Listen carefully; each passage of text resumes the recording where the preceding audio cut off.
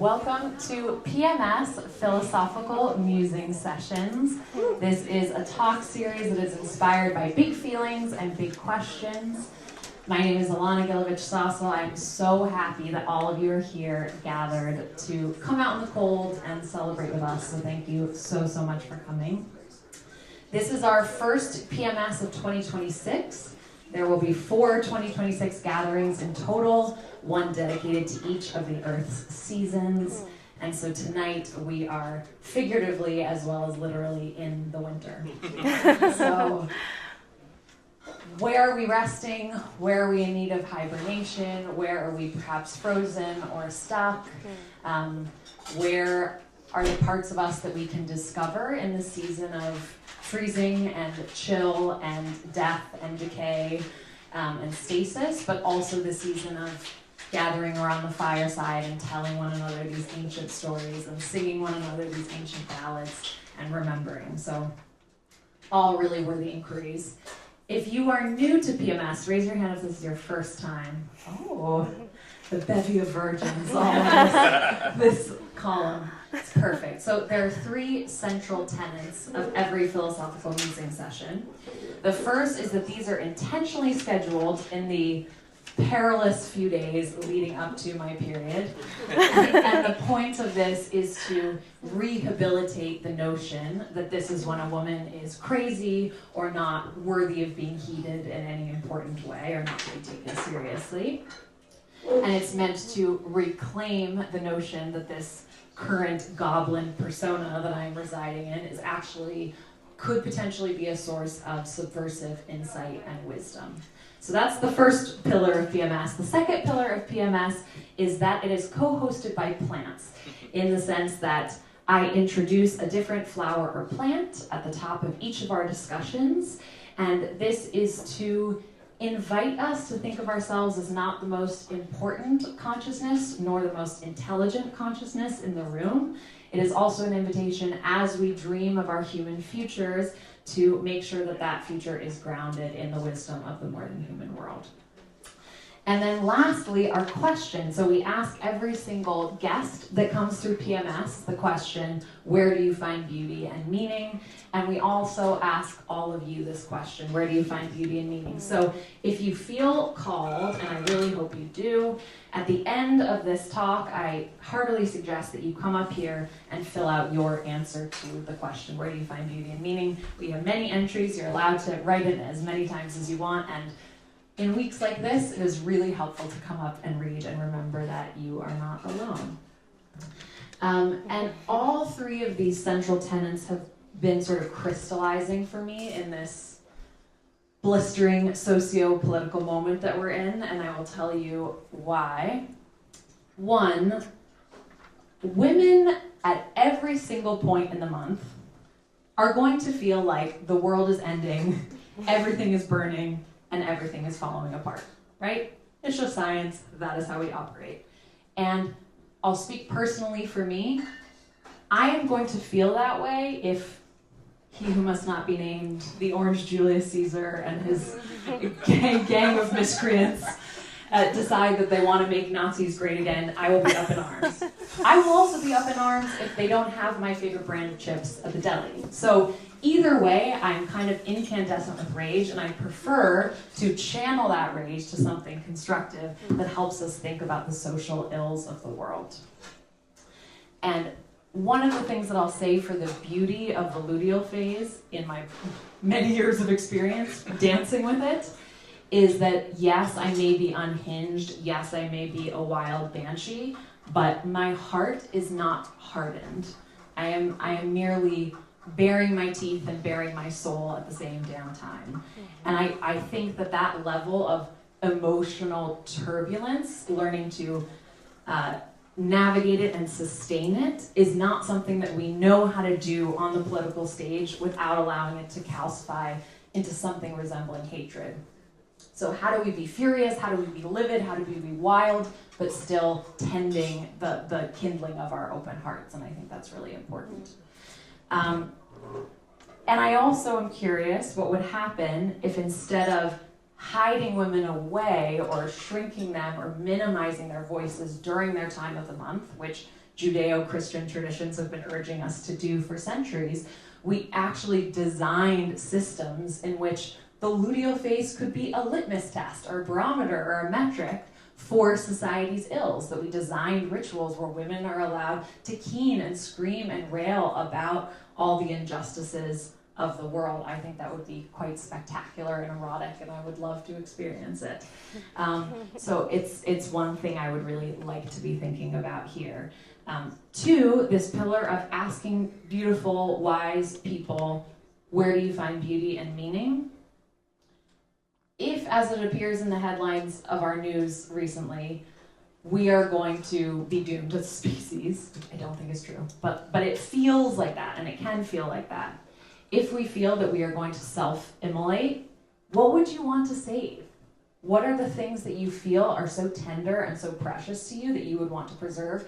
That's what I'm interested in, and that's exactly where I want to put my energy. I want to know what that is for each of you, and then start to design a life based around those things. I don't want to passively be spoon-fed whatever daddy AI is giving me, you know what I mean? I want to design things around our values, not mere value. And so I think these are the types of covens that I want to be gathering so that we can quest after these questions together.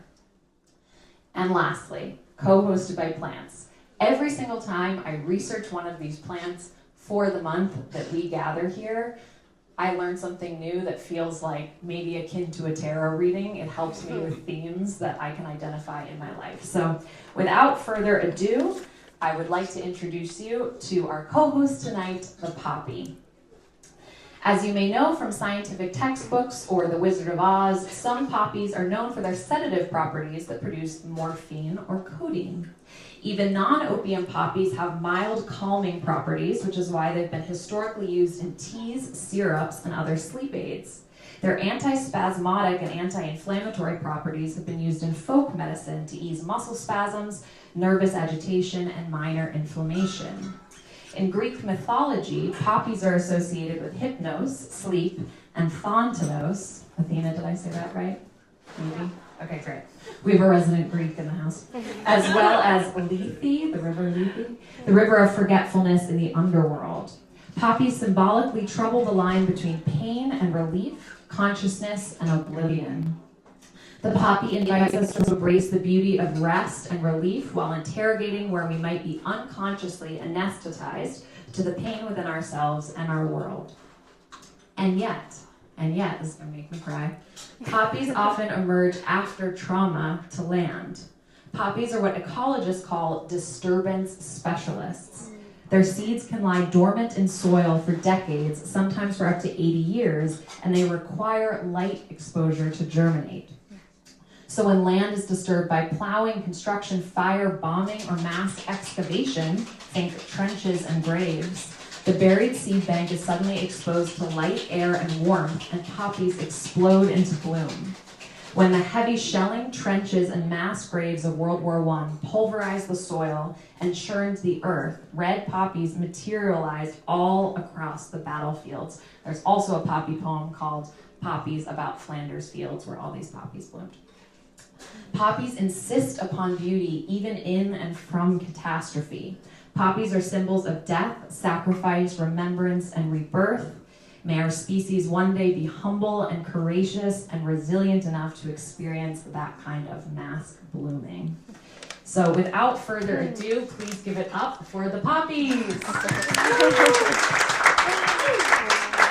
They are yours to take at the end of this event, so if you feel called to take one home with you, I'm sure our co-host would be only too happy to oblige, but also just as poppies are a symbol of remembrance, remembering all the victims who have passed at the hands of ice, and giving a moment of grace and sending some poppy medicine and nourishment for all of those people.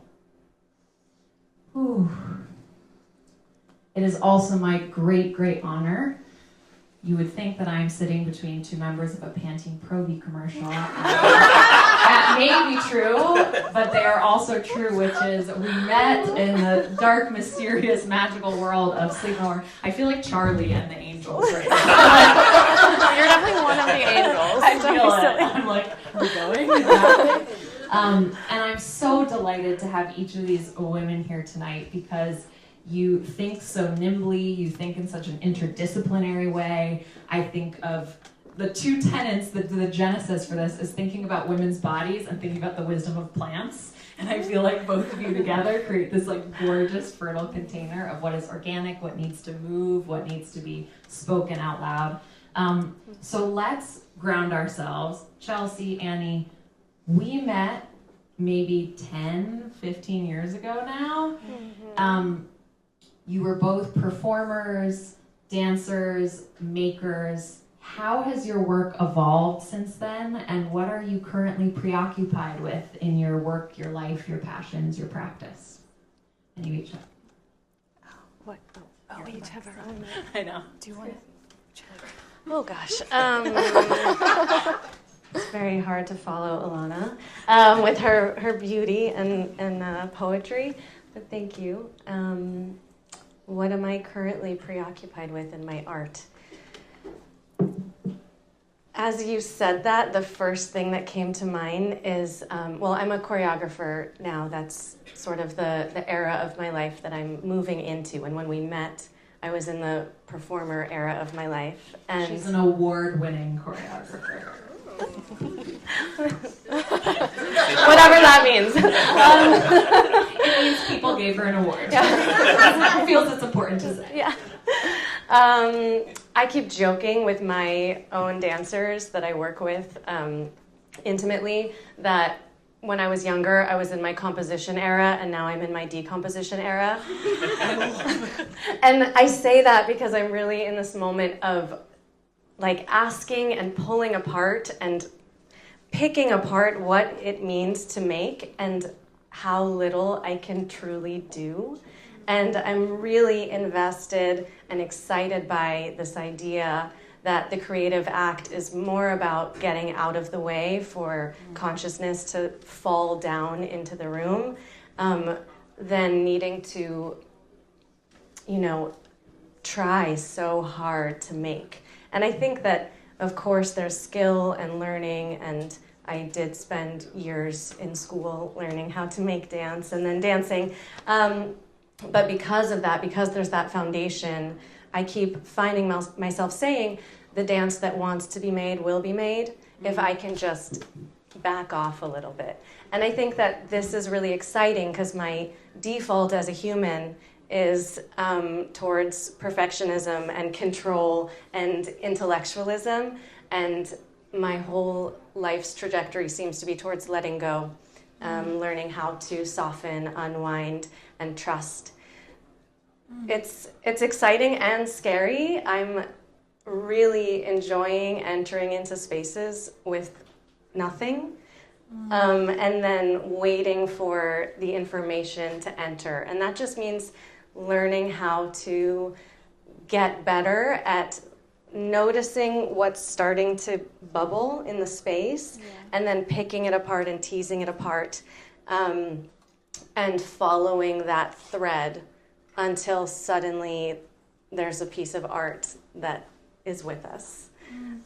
And I keep saying that my favorite feeling recently when I see my work is that I don't know who made that, but I like it. Like I keep having this feeling that that me, Annie Rigney, might not have made those choices, but the dance made those choices for us, and we had to say yes. And that's really exciting and terrifying, because I'm not sure that you can't nail it 100% of the time. The dance might not find us, and that's also happening sometimes. So I'm kind of like sitting in the unknown and trying to figure out what it means to make and facilitate work.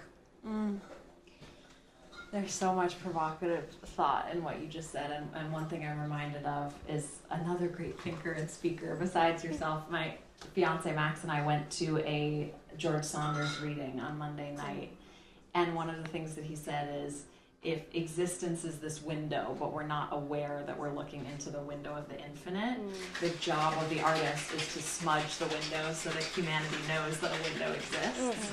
And so it's like, it's such a beautiful concept that you're getting out of the way of the art that must be made, that feels inevitable.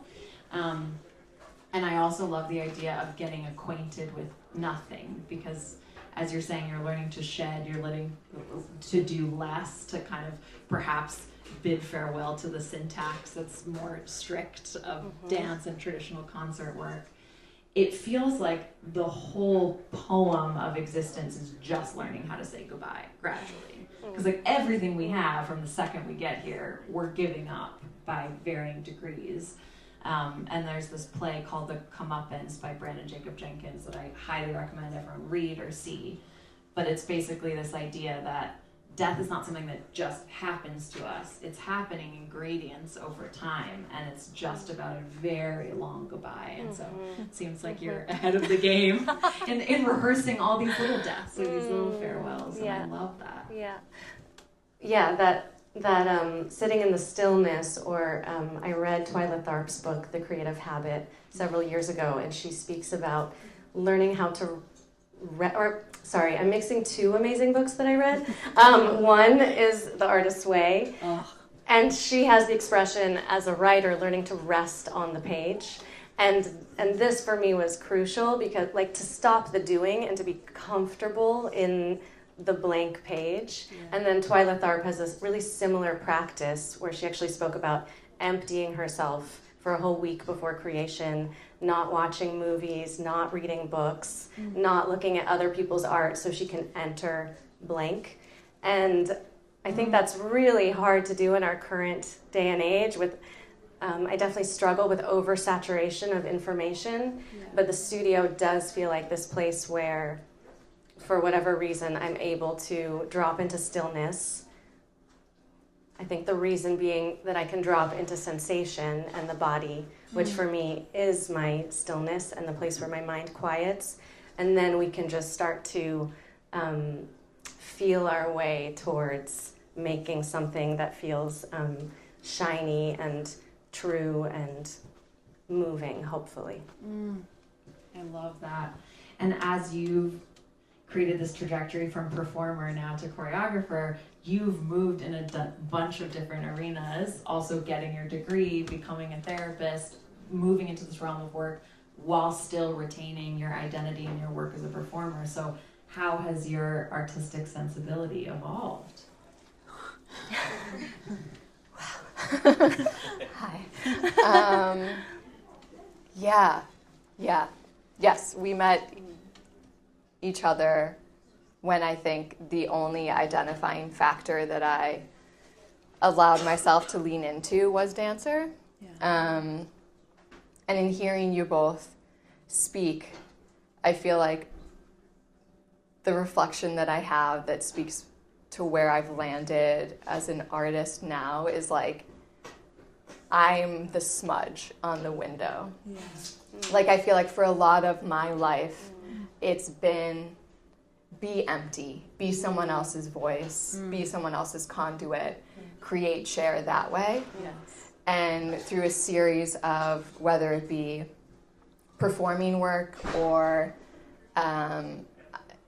working as a psychotherapist, and my specialty is sexual and reproductive trauma, so I've seen a lot in that realm, and I've worked on government levels and city levels and direct client practice, is that I feel like this era now as like a human is like scream.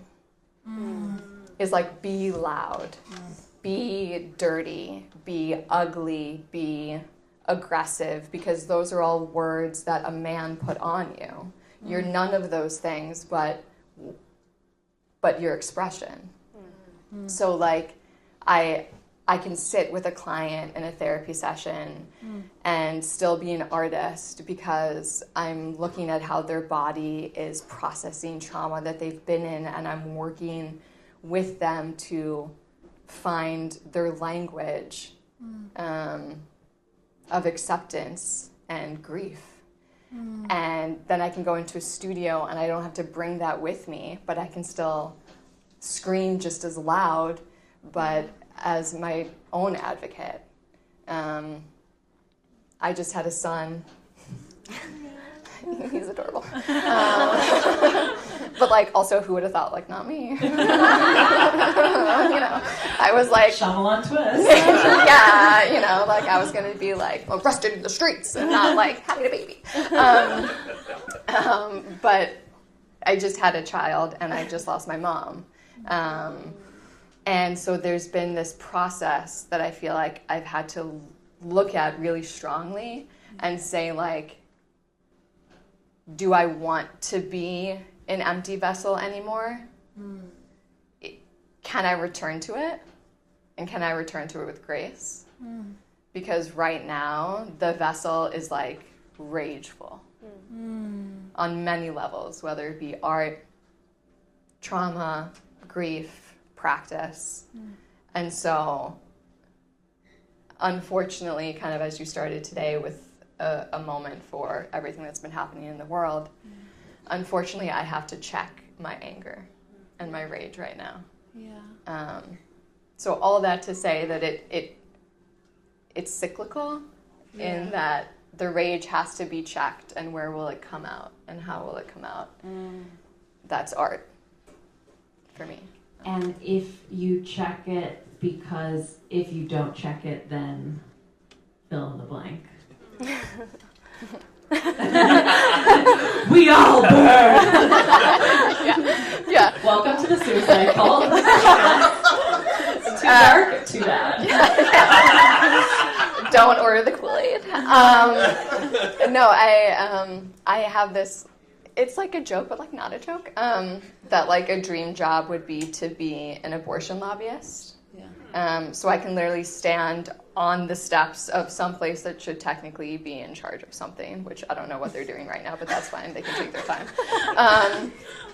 And sit with people and say, like, this is not a conversation about, like, you're right or I'm right or you're wrong and I'm wrong, even though I might think it. But, like, let's have a conversation about, like, basic human decency. Yeah. And if I don't check my rage, that core tenet of myself in terms of like conversational engagement, where I don't have to be right and I don't have to feel defensive, but I can just engage with like another human. If I don't check myself, then I don't hold that core tenet for myself. And then I just become like them. Yeah. It's so interesting because just knowing you personally, and I wouldn't prescribe this for everyone, but I don't agree because you're so good at holding emotion, like women in general, but specifically the two of you, about like navigating the contours of your emotions in real time. And I think that's... Well, you can try me. Yeah. Totally. Yeah. Like I'd love to have a conversation where like I make you aware that you're wrong. Yeah. Totally. Because what I'm hearing from each of you in their own ways, and I get into this like weird existential chicken or the egg thing of like, does the nothingness come before the rage, or does the rage come before the nothingness? But it's all making me think of different forms of preparation. Like, as samurais of this world, like, how do we go in to relinquish all the static and all the noise and move into a place of, like, pure possibility? And for some, the zero or the void or the nothingness is an invitation into the oneness and the everything. And for some, the rage is the simmering blue part of the flame that melts everything away until there's, like, a pure, heart-led conversation, you know? So I just love thinking about an actor prepares, an artist prepares, and it's like, do you want rage on the menu? Do you want emptiness? Do you want a mix of both? Like, and I think it's both. Yeah. Like I was just thinking, I probably just made my most grief-filled, rage-filled dance, but maybe it did come from that space, that emptiness, and then what needs to come out is something that I didn't sit at home and brew and stew, but is something that was channeled forth. And also just, I got excited when you started talking about abortion, Chelsea. So I was like, and plants. I wanted to just weave. When Roe v. Wade was overturned, I was so full of visceral rage and grief in my body and in my womb that I was like, I'm going to make myself sick. I'm going to make myself unwell. And this is not a way to live. And that same feeling of, what do I do with this? So one thing that came out of it was a work called Get Up, My Daughter for the Martha Graham Dance Company, which felt like the right place to channel feminine grief and rage. And one of my favorite, a very small-time critic, an old white man, did have the question of, he didn't know what the women were so upset about. And I was like, yes. I think you're correct. I think this is right. I think we've done what we set out to. And there were other men that were deeply uncomfortable, and it was hilarious because the work was abstract. The work was movement. There was no narrative, but it was visceral, felt, metabolizing of grief and rage and celebration of the beauty and the power of women, because I think there isn't a version of women and femmes that doesn't hold all of those frequencies at once. And the way in which some people were so terrified and triggered to see that was really one, surprising, two, amazing, and kind of silly, like as if it was something new.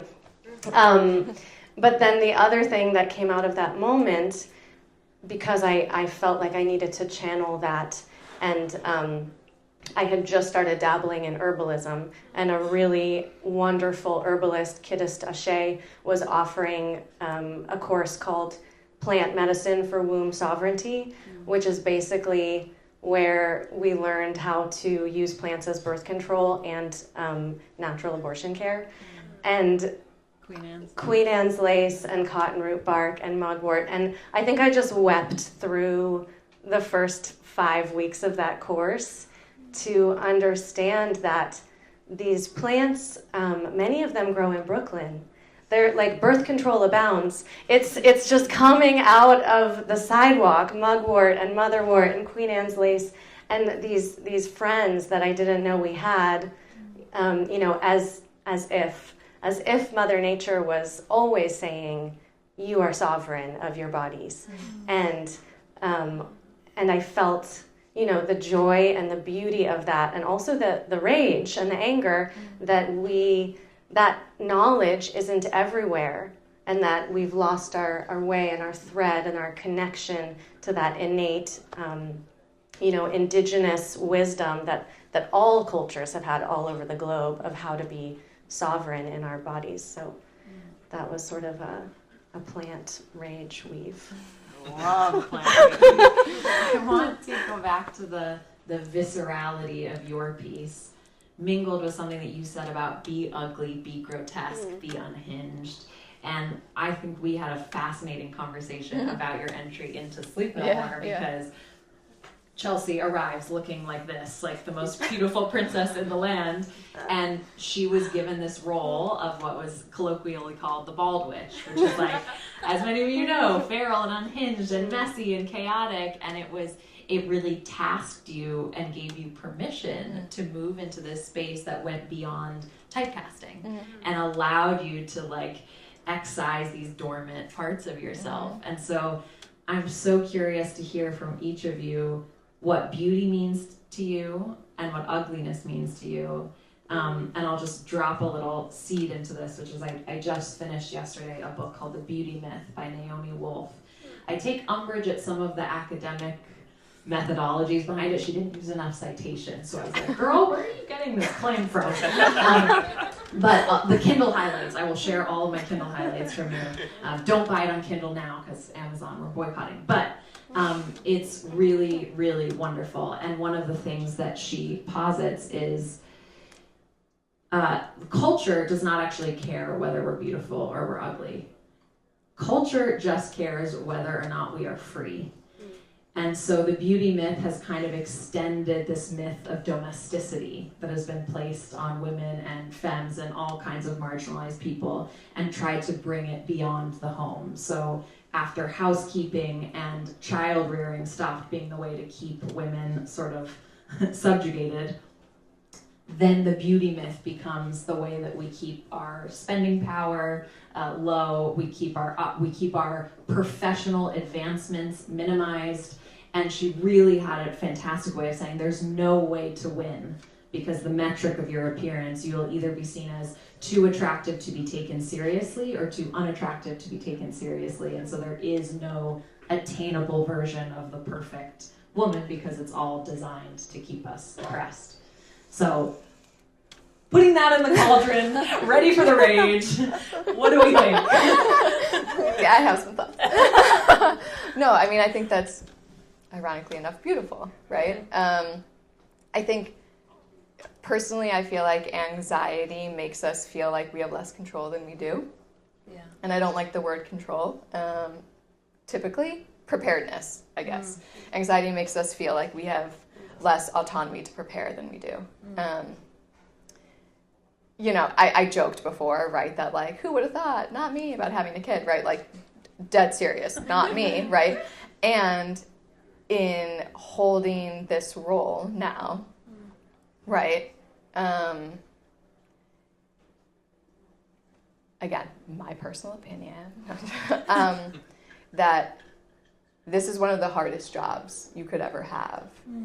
And if men thought it was easy, they would do it. Yeah. Right. They've made it out to be this. They've made it out to, again, blanket statements, right? So they, meaning other, have made it out to be that like what they do is harder than what we do. But again, if it wasn't, they would do it, right? So to me, like, that's ugly. Yeah. Why do you do that? Why do you other? Yeah. Right? Like,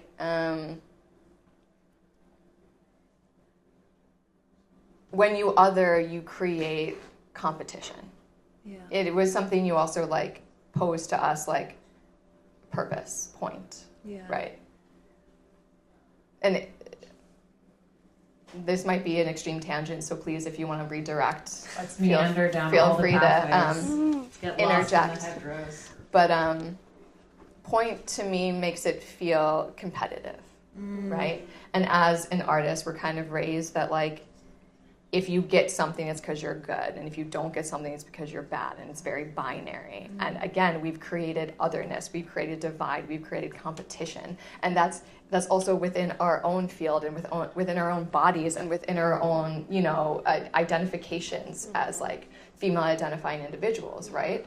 But if we just pivot it to purpose, right? Like there's no ending. It's evolving. There's no other. There's community. There's allowance to be your version of grotesque and have someone say, but that's the most beautiful thing I've ever seen in my entire life. Like, please show it. Yeah. Please put a light on it. Please fucking grow it. Like, Yeah. you know. And so I don't know if this is like making sense or weaving or not weaving. Do you know what I mean? But like, by even asking a question of like, what is beautiful and what is grotesque, like we're continuing to further ourselves. Yeah. Like, didactically, we can be both. Yeah. That's the whole fucking point of being a human, that like I can be rageful and empty at the same time, right? And you can be empty right now and rageful and also make the same piece of like what I'm.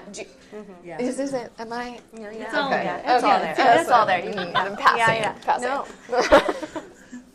Well, I love that you brought up competition, because it was something that was kind of on my mind with the question posed about meaning and what makes a life have meaning. And I was sort of ruminating on this and came back to this idea of, well, first of all, meaning is such a subjective word, but I felt like, I guess we all just need to play our part in the grand scheme of things, and understanding that we're such a small part of such a massive consciousness, world, ecosystem, community. And I think that that's something that has happened with capitalism, with patriarchy, with all of these things, is this individual, sense of inflated ego, and we're all alone in our little boats, like paddling upstream, trying to make it, trying to find purpose, but that purpose should be collaborative. And it brought me back to this little nugget of information that I've read in several different books that I think is Mary Catherine Bateson speaking about, we've been sort of force-fed this idea that evolution goes towards survival of the fittest, but actually it's more about collaboration. And even within a cell, it was we all probably read this and cried and thought it was beautiful. This idea that like the chlorophyll and the nucleus were all individual little beings who got together because they needed a shared home. And so even within each cell, it's a little community and a little ecosystem. And that thinking that way is such one, it's more accurate for how nature works.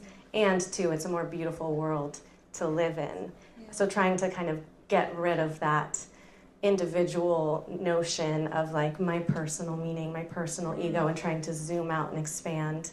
And yeah, the ugly and the beautiful, that even these people whose actions are incredibly ugly and disgusting and violent to me are perhaps a manifestation of the same cosmic soup we're all swimming in. And can I somehow understand that I'm ugly and beautiful and kind and angry all at once, and these are all, things that are just moving through all the time.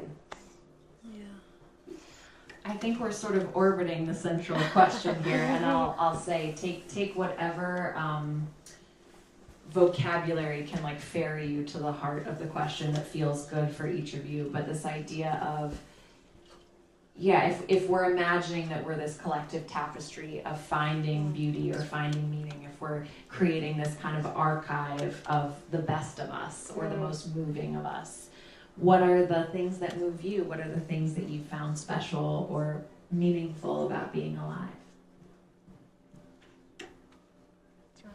You go. I just talked. You go. You could rock. Did I turn this up? Did I? Oh, okay, sure.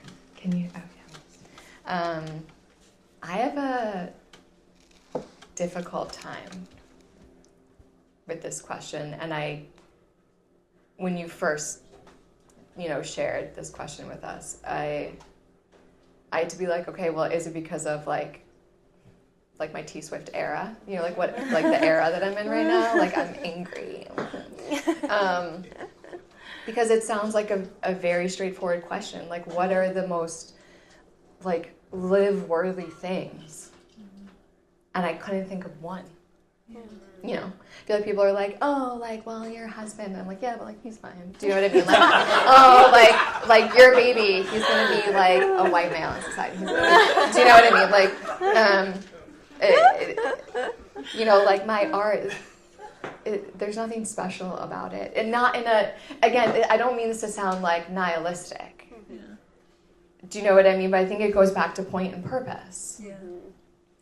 For me personally right now, if I have to pinpoint the whys and the what I'm taking, when Armageddon comes, which like might be soon,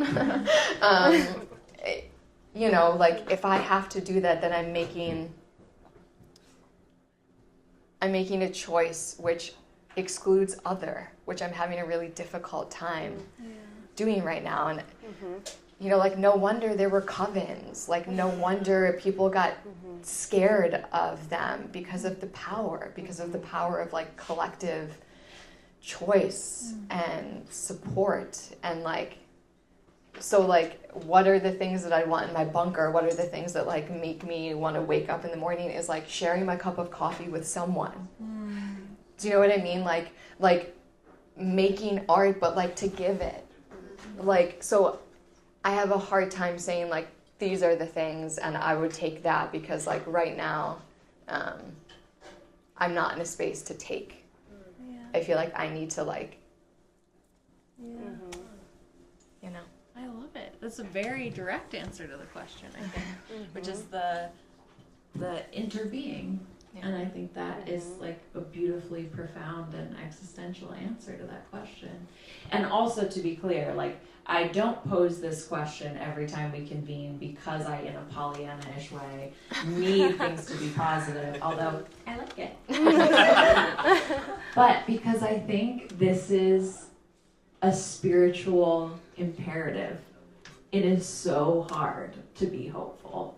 And I find myself regularly impoverished in the realm of hope and feeling like I don't know what to do. I have been accused of saying, let's just leave it all for the plants and I'd be fine if human beings were gone. And then I have a moment of thinking, a shared cup of coffee, art, hugs, daffodils, like all of these things that feel so precious to us, and the idea that those are not the most salient things in our cultural conversation. Has anyone ever seen the movie Arrival? Yes. Yeah, Yes. iconic. So good.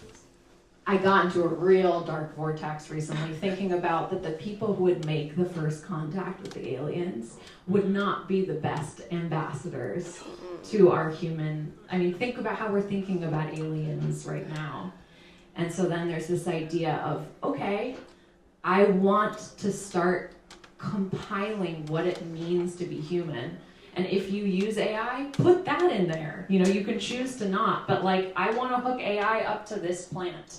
I want to be talking about what it looks like to like look at the moon and share a cup of coffee with someone. And I just think that our collective energy needs to go there as much as we can. Yes, combating bigotry, combating hatred, but also I think the opposite of the hatred is just like stagnant creative energy. We're all artists and we're not living into the art of what it means to be like bound to each other and bound to life. So love this, putting it in the archive. Do you mind if I just really quickly Yeah. before you, because you said something and I don't want to forget it. You said precious. Yeah. And I love that word, and I also like have like Yeah. icky feelings about the word. But I think I just want to interject briefly in that, because the question comes from a place of like let's find the hope, Yeah. right?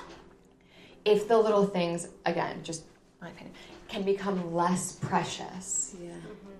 then the grab, like what's that saying? Like when you grab water, do you know what I mean? Like it's coming out of your hand, but if you just hold it, you can hold like a fucking puddle. Do you know what I mean? Like you can hold my tears, you can like it all, right? Yeah. If we let every hopeful thing become a little less precious, then maybe we'll see more of them. We won't feel like we have to like strangle them. Yeah. I love Okay, that. now you talk. Okay, so many beautiful things are happening really fast, and I want to say so many things. One, because you said the word hope, and because we're all feeling dark, I feel the need to bring up Rebecca Solnit's book, Hope in the Dark. Anyone? It is such a book for this moment, and the thesis statement of the book, and I come back to these passages all the time, is because the future is dark, meaning unknown, that is reason enough to hope. And that change, we tend to think that it needs to be gradual and inch by inch and one rally at a time, and yes, that's true, but she also makes an entire case for like cosmic change that happens in the blink of an eye. And I am trying to remind myself of that all the time, that not all healing needs to be incremental. And sometimes there is a long period of stewing and brewing and wintering, right? For like, she brings up the Arab Spring as like, no one saw that coming. And then bam, everything changes. And I come back to that book a lot when I'm feeling really bleak, because it's really helpful to think about darkness and unknownness as a reason to hope, for me. Yeah. And then that also, that same, tidal seasonal change feels really connected to our monthly cycle. And the way that what I find really interesting about beauty is it has everything to do with my internal state and almost nothing to do with what I see around me. And so if you'd asked me what was beautiful yesterday before my period, I might have said absolutely nothing. And then today, the lights have come up a little bit, and I find it really important to also take my own perspective less seriously because of that. Not because I didn't have really important things to say yesterday before my bleed, but because, emotions and feelings are all moving through us all the time. And something that I learned about this year, I was in St. Louis setting a work, and I stayed with a friend who's a brilliant improvisation teacher, David Marchant, and he's developed a practice to teach dance students how to improvise using the eyes as the main guiding tool. And so he takes us through, and this is work we kind of did in Sleep No More, of understanding the close-up shot, the long shot, the phasing, who is your audience, what is distance, what is perspective, what is layering, what are the eyes doing when the focus is soft, which first of all just immediately softens my nervous system, versus that acute, sharp focus. Yeah. And then over the course of the hour, he started instructing the students in the room who, we all know college students, I teach college improvisation as well. And sometimes you can just see on their faces, they're like, what is the point? I want to get my leg up. I want to do pirouettes. Why is she having me feel my organs and roll around on the floor? And so he starts instructing the students to be the cinematographer of their own movie or music video and to look for beauty. And we're just in an empty studio. And giving the prompt of looking for beauty is very similar to the prompt of, practicing gratitude. And as you start to look for beauty, even now I can do it, we can all do it. I can see the reflection in the glass or the way that the poppies are similar tones to the candles, and my nervous system starts to regulate, and I start to see, there's beauty everywhere. Like you were saying, it's not actually necessarily precious, it's actually mundane. It's how the light is hitting something.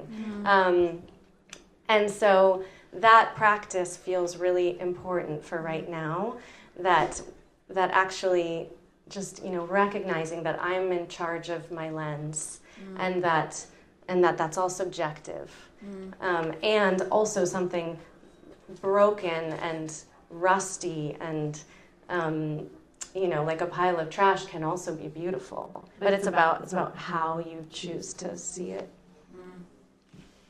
Yeah, I'm thinking about the braid that both of you are weaving that I think is so fascinating. And when you said about each cell being a collective as opposed to a site of competition, I think about, as this book, The Beauty Myth, is swirling in my consciousness right now, when I struggle feeling insufficient in my own beauty, it is really just reifying the myth of the individual.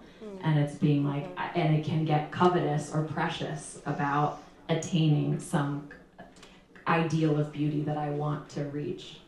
Whereas if I think of beauty as something connective and associative and relational, then it's infinite. And it's not about how much beauty can you be, but about how much beauty can you see. And the gaze itself is gilding all that is that you get to participate in. So, yes, I love this idea. And Mary Oliver, who's on the back of our printouts, has some quote that's there's no greater affinity between your eyes and the world. And it's just just a reminder to continue to be in relationship to. I'm going to ask one more question of each of you, and then we will open it up for questions, which is, we also usually ask this of our guests, what is one piece of art that has lingered with you for whatever reason in your life that you've encountered? Edward Hopper. Chelsea's a painter also, an incredible painter. It's very generous. Yeah, it's not even dance. It's not even dance. I love that. It's not even dance. Not even dance. He is so fitting, though. Literally, he would say that like the most beautiful thing to him was the way that like light would look on the side of a building. Like, it's just light, and he would paint it, and you'd be like, the light, and then you're like, the light, the light, the light. Like, it's just, and he did a piece Sunday morning, and he doesn't really like label, buildings that he uses in specific, but it's thought to be just like empty storefronts in like Greenwich Village. And it literally is just storefronts with light reflecting on them. And that's all. Talk about full circle, like, spending the majority of my life up to this era being an empty vessel. Like, thinking back on, like, how I shared that earlier, it didn't feel... When I say empty, I didn't feel empty, right? Yeah. The same way that, like, when I look at that painting, I don't see an empty building. I don't see just... Whether you feel spacious or claustrophobic with rage, right? It's still worthy. And the first time I saw his piece at the MoMA, it stuck with me. And I think I was like 13, 14.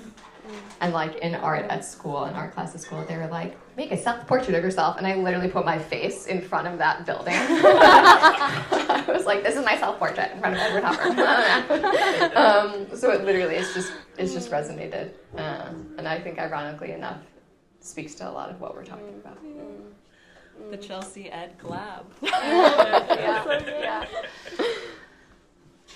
I love that. And it just made me think about the first time I went to the Dia Beacon when I was in my 20s, and I went with my dad and I saw the Sol DeWitt sculptures, and I had such a similar sense of awe and wonder with the simplicity, like a pile of broken glass. And that makes me think about that recently, I think, because what's happening there, right, it's in the noticing, and it's in the dropping into presence, and it's in the like taking something mundane and making it exceptional or moving. It's the smudge, totally. And the work that I was going to say before you said that was that I recently saw Hamnet, which I maybe some of us also saw, and I'd read the book and I loved the book, and then I saw the film and had such a needed, necessary cry. When the film was starting, I was a little bit like, I don't want to cry right now. Like, I don't know if I can watch a love story. I'm feeling too bitter. And then it came, and I just wept collectively with the rest of the audience. And the thing that I so loved about that film, and what I love about also that film getting a lot of recognition, is just hearing Chloe Zhao, the director, speak about the way she works. It's one of the most deeply feminine approaches to directing and art making that I've heard. And she even speaks about noticing that in different times of her monthly cycle, she's better or worse at various parts of the movie making industry. And that she's kind of like, because everyone's acknowledging how brilliant she is, maybe now people will be like, oh yeah, the women do have a point. Like if we would listen to their cyclical way of art making, there is value there, and it's different value than maybe a male director or filmmaker. And I loved permission to feel and hold grief that she put in the space, which just felt like something really healing for this moment. Yeah, that's beautiful. Sarah, how much time do we have? Okay, perfect. I would say we have time for 2 questions. Yes. What do find yourselves losing and gaining access to in this like time in your lives, this season, however you want to take it.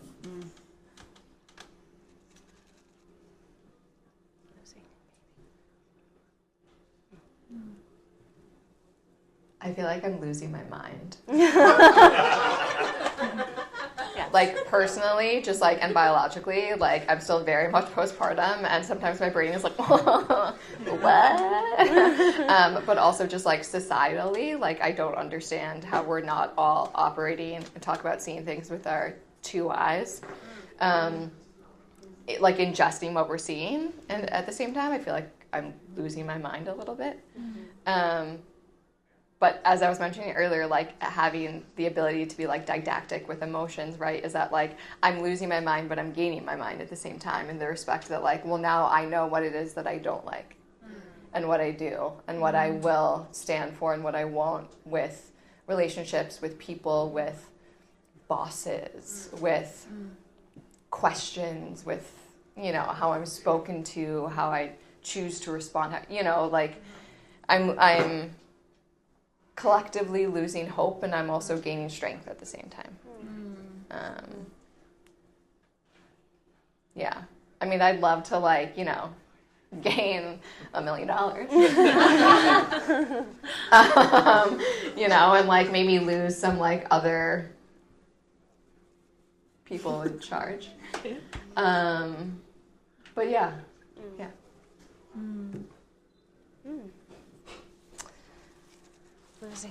Losing and gaining. I feel like very humble in this moment. I feel really aware of all of my inadequacies and all my weaknesses, but maybe I'm not feeling that I need to hide those things and that I need to be ashamed of them. So I feel like this has been a year of shedding for me, and of questioning and understanding, a lot of excavating around shame, and that's been really interesting, because I've found myself coming time and time again back to this idea that shame only lives in the dark, and that sharing is the solution to all of it. So I think that maybe just like with age, getting more vulnerable, more honest, still deeply insecure, but not embarrassed about that. Like we can all be, you know, humble and raw and broken, and that's beautiful. I think that's where I'm at. Yeah, this very whimsical, cheeky poet named Alex Dimitrov has a poem that he keeps adding to called Love. You can look it up. It's just this endless archive that he adds to. And one line in it, he says, I love what losing something does, but I don't love losing it.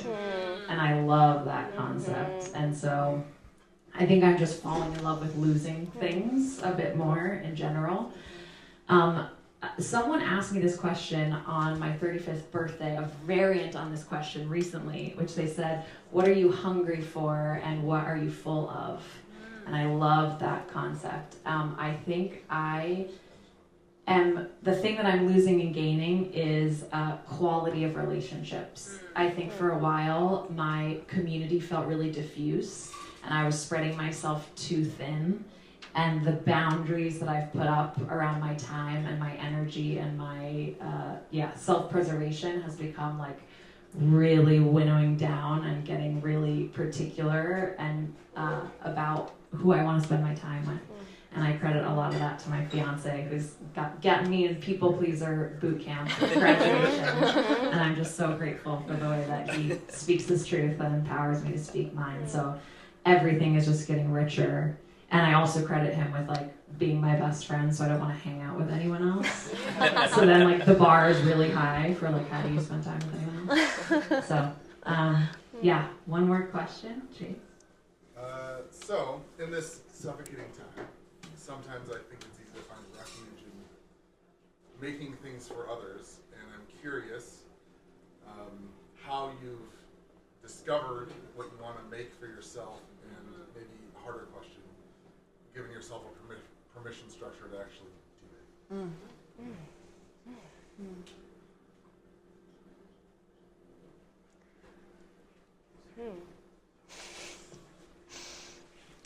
Well, I love that question. I wonder if the two have to, they're not mutually exclusive, right? Like I think one thing that's becoming very clear is that community is something that I deeply crave and desire.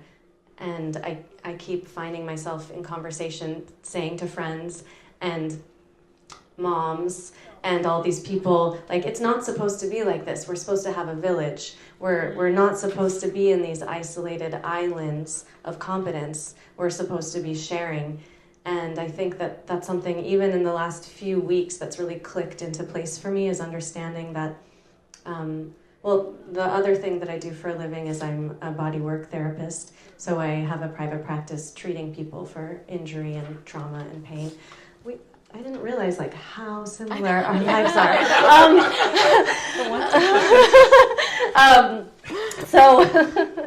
So something that I've understood is that the two parts of me can't live without each other, and that when I'm only making work and choreographing, I start to lose this part of me that deeply just wants to heal and help. And the moment that I'm healing and helping, I'm so much more grounded, and then I have energy and fuel to put into the creative process.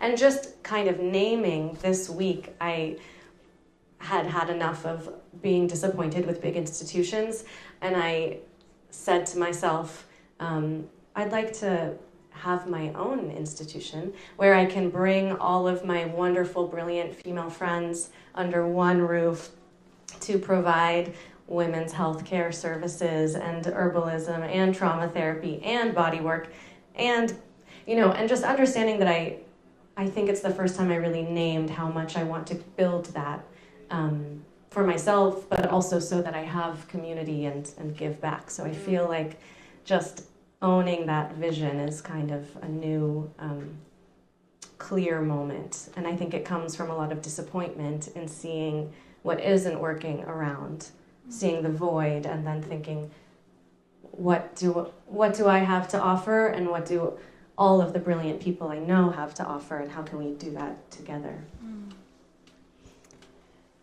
Yeah, sign me up. Okay, yeah, you're hired. You're totally hired. Let's go. Yeah.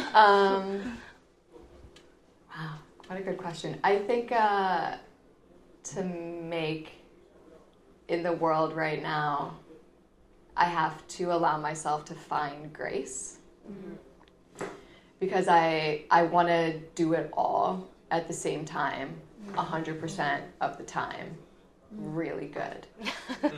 And that's not, it's not possible.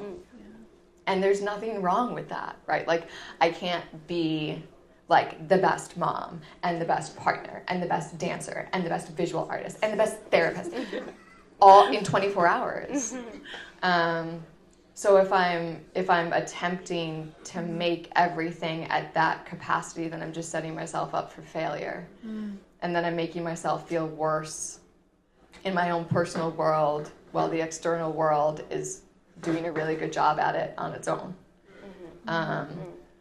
So I feel like, and Grace is not easy to find. Like, she's the little fucking bitch sometimes. But when I can find her, it's... Put on a t-shirt. Grace is a little fucking bitch sometimes. But when I can find her, I feel like she's always like, yeah, girl, like, I fucking been here. Do you know what I mean? It's like, You want this one? sure, thanks. Just pass it. Oh God. That I want it. And again, I'm still putting it up here. I'm still trying to find it. She's there. And when I just allow myself to find her, then I can make easier. I can make my coffee easier. I can nurse my son easier. I can give him, excuse me, I can give him formula and not judge myself for it easier. Do you know what I mean? I can go into a studio with Adam and do everything but nothing. I can throw paint on a canvas and be like, that's a piece of shit, but like, maybe it's someone's beauty. Yeah, so yeah, all that to say that finding grace is helping me make whatever that is on whatever moment of whatever day. I love this question too. I think there is like excess and billionaires and hyper-pixelated tech is feeling generally unpalatable to us at the moment. And so that's, and we talk about permission, like that is permission that there should be no barrier to entry to make something that you feel is important with the small, for an audience of one or for yourself. Speaking to what you were saying about like the easy nature of motherhood and AKA it's the hardest work. We have a friend, MJ Merkley, who made a piece called Mom. She had, essentially it was a burlesque act, but instead of burlesque performers, it was a series of moms getting up and doing domestic labor. And it was all femmes in the audience, and we all threw dollar bills when they like did a pack and play and like changed the diaper, and there was just this feeling of like immense camaraderie and joy in the room, and like that was a piece of art that just got made because she thought it was important, and it wasn't a huge audience. It has made such an indelible impact on me, and I've thought about it so much since. I also am trying to become a good close reader of the universe, meaning like, what is the poem? What are the recurring motifs? And when we talk about in community, what are the conversations I'm having in my mind and with the people dearest to me? And if we insist upon themes that bind us and we find them together, something emerges that needs to come out. We're waiting for the nothingness, the veranda on which meaning can happen. And my good friend Athena and I were together, and I was like, I keep burning myself recently. Like, what's that about? And, you know, in the theme of like countering ice, I'm like, I get it. I'm listening. Poem. Like, what kind of poem do I want to write? And keep writing and keep writing. So I will close just by inviting everyone who would like to close your eyes for a moment and just be so, I feel so grateful for the kind of bouquet of ideas that we've assembled here with nothingness and rage and art and beauty and ugliness and despair and hope and preciousness and anti-preciousness and collectivity and individualism and all of it. So in that name, taking a deep breath in, and as you exhale, sending out love to all beings who need it, including yourself. Inhaling once more, soaking up whatever you need to, the sacred, profane, the beauty, the ugliness, the nothing, the rage, and exhaling out anything that doesn't serve you that you'd like to leave here today. We can hold it for you. The plants can hold it for you. And I would like to, we have one special dessert, a little chaser at the end. But first, please join me in thanking Annie and Chelsea for being here.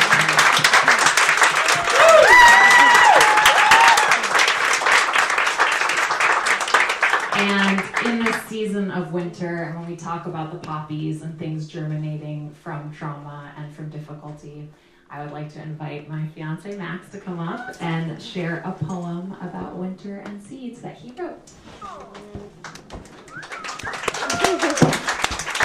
Keep the seeds and sit. I want to be beneath you three. That's right.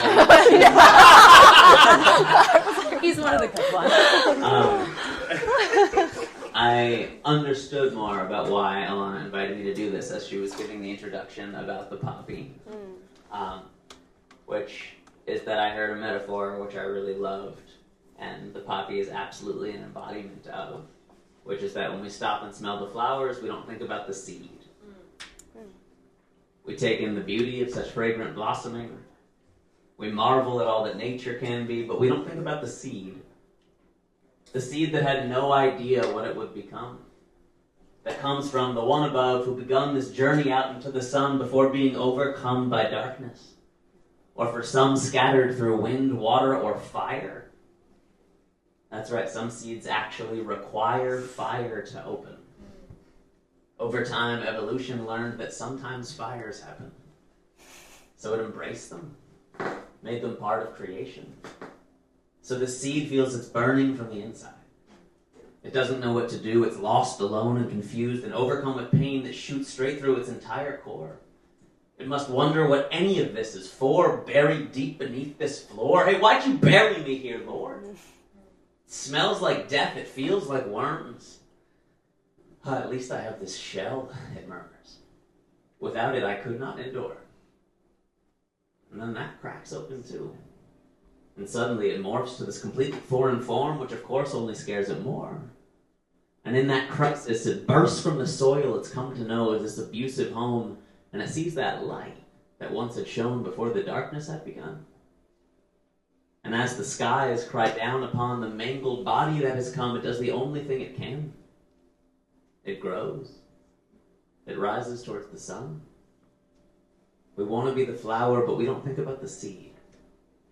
We don't think about how much we need to battle through the gift of all the pain that we've received to blossom into everything we're meant to be. The greatest beauty is given to us slowly. Flowers don't appear magically, except they do. They appear magically and slowly too. And so do you.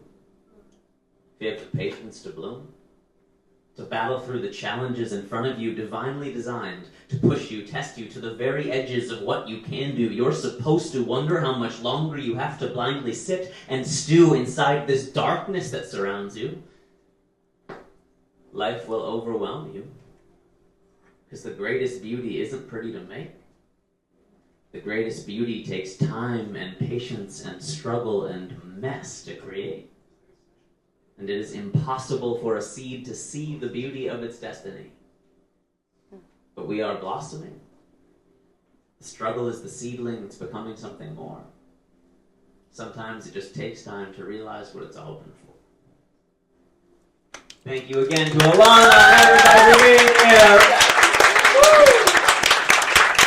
Thank you, little seedlings. Thank you all for coming, and we will see you, we don't know yet, but for the spring, maybe March or May. And until then, if you need anything, or you're feeling like you are having a hard time in this winter of our discontent, DM me. We got you.